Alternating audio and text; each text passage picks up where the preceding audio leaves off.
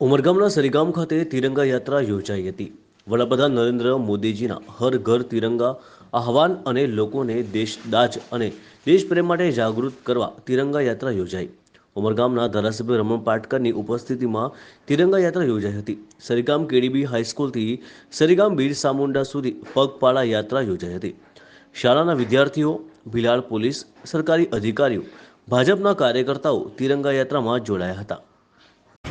ઉમરગામ તાલુકામાં આજે સરકારી અધિકારીઓ, પદાધિકારીઓ, શાળાના બાળકો, શિક્ષકો અને ગામના આગેવાનો, ભારતીય જનતા પાર્ટીના કાર્યકરો સાથે સંયુક્ત રીતે આજે તાલુકા કક્ષાની તિરંગા યાત્રા અમે યોજી છે અને એ તિરંગા યાત્રાનો મુખ્ય હેતુ આજે આઝાદીના 75 વર્ષ થાય છે ત્યારે એ આઝાદીની અંદર જેમણે સૈનિકોએ પ્રાણ ગોરેલા છે, સમાજે પણ કેટલાક નવરત્નોએ પણ જીવ ખોયા છે અને ખૂબ કષ્ટ પછી આઝાદી મળેલ છે। તો એ આઝાદી અમર રહે, કાયમ માટે આપણા દિલની અંદર હૃદયમાં રહે, એ ભાવના સાથે આ રિલીઝનું અમે આજે આયોજન કર્યું હતું અને એ આયોજનમાં ખૂબ મોટો સહયોગ આપ્યો છે અને સાથે મળીને આ કાર્યક્રમ આજે અહીંયા ભગવાન બિરસા મુંડાના મૂર્તિમાં સાથે પૂરો કરીએ છીએ। અમારી ચેનલ ગુજરાત કારોબારને સબસ્ક્રાઇબ કરો, બેલ આઇકોન દબાવી ઓલ પર ક્લિક કરો